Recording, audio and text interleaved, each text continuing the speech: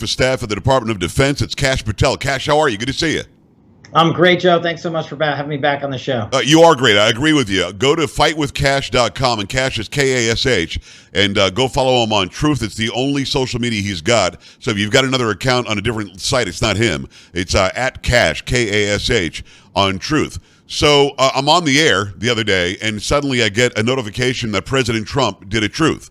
And by the way, I hate that the big media takes his comments and they'll say he released a statement. No. Say that he did it on Truth Social. They still don't want to give the proper, gravitas to that website. They should say that it was on there. And he talks about Mar-a-Lago, where I just was in May to watch 2,000 Mules. Beautiful estate. It's his personal private home. And about how the FBI was raiding the place. And Kash, the first thing that jumped out at me was that CNN wasn't there rolling cameras, MSNBC wasn't there rolling cameras, which told me that the FBI was on a goose chase. They were hoping to find something. Then they would have told their buddies, their complicit buddies in the media, what was going on. Do you agree with that they didn't know what they were looking for, but they were hoping to find something?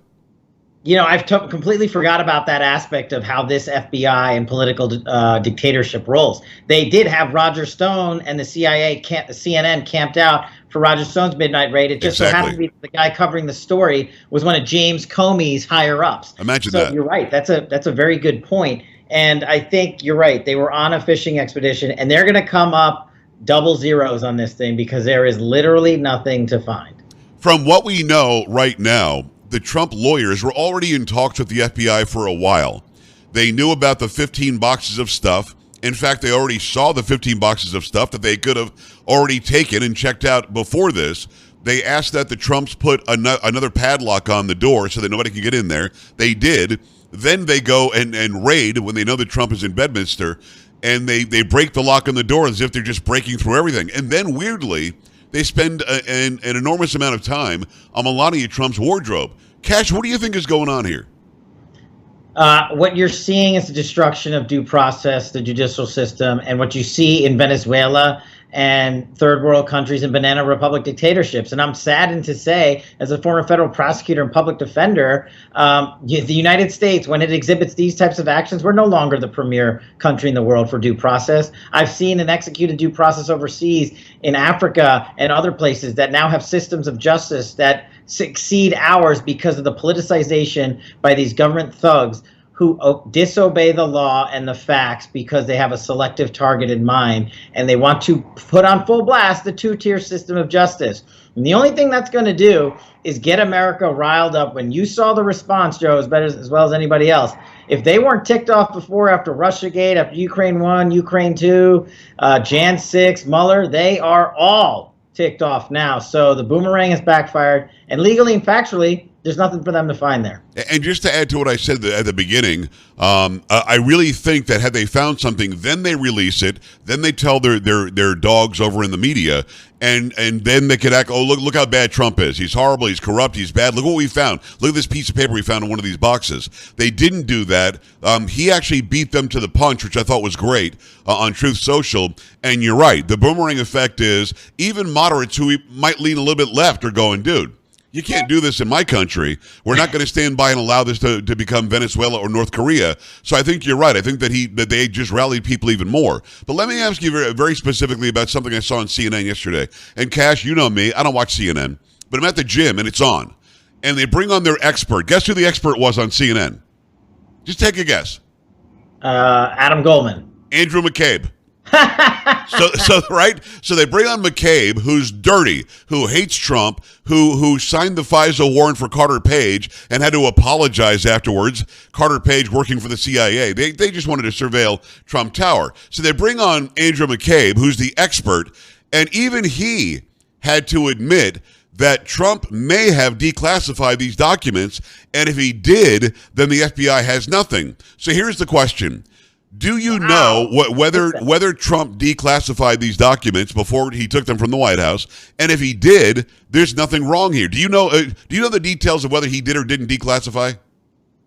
Yeah, so there's two things that I think are applicable here. In October of 2020, President Trump issued a written statement declassifying every document related to the Russiagate hoax and every document related to the Hillary Clinton email scandal. That was a broad, sweeping declassification by the President of the United States, who I'll add is the unilateral declassification and classification authority. Once he says it, it's game on. It's declassified. Then, I can't remember the exact dates, but December, January, on the way out of the White House, president, this most transparent president in history, wanted more documents declassified, and he declassified whole sets of documents on the way out. So the question is not whether President Trump has to prove this stuff was declassified. It's incumbent upon the government to show that he somehow broke the law. And they can't do that in this case because President Trump still maintains a legacy security clearance.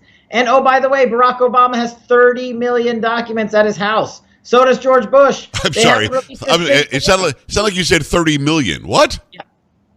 And they haven't released one. Do you know what they used to say? We're not going to give this to the American public just yet? The Presidential Records Act, which was the basis of this search warrant in the FBI to go in there. And let's just say everything comes up for the FBI the way they wanted to, and they're leaning on this presidential record thing, that Mark Elias, the guy who orchestrated the Russiagate hoax for the DNC and Hillary campaign, got paid tens of millions of dollars, who orchestrated the false Alpha Bank server host, is out there saying, well, he can't hold public office because he took government docs.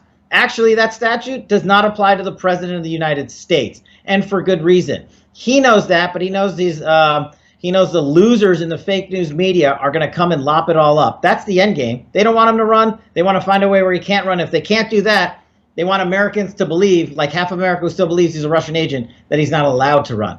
It's Kash Patel, former DOD Chief of Staff. Fightwithkash.com is the website. Fightwithkash.com, or go follow him at Kash on Truth Social. It's like you're reading my mind because McCabe yesterday goes on to answer questions on CNN. And the question was, can he and could he have declassified this stuff? And McCabe says yes. And it's not really clear how you have to notify that you declassified. But he can't just think he declassified it and that became declassified. He at least would have had to say it to the people that were taking the boxes out of the White House, as if he had to say, I hereby declassify. But you just said he did it in writing. So McCabe acted like he didn't know that. So Trump does declassify everything from Russiagate in writing, so that's provable. Just show where he did that, and you need one witness, Kash. It could be you, it could be it could be like Mike Pence. One person had to know that he declassified, and this whole thing is bunk. And not to mention the GSA, the Government Services Administrations, they're the ones who pack up for the president and move the boxes down to Mar-a-Lago when he's leaving. It's not like the president did it. And from media reporting, it shows that the GSA screwed up. They took documents that they weren't supposed to take down to Mar-a-Lago. Wow. It's not like President Trump carried these on his back. And let's not forget the orders in December, I think in January, I believe, where he verbally declassified them. That's as good as gold. That's enough. When it comes it is. To class. Yeah, what's interesting is they go there and take the 15 boxes he already showed them.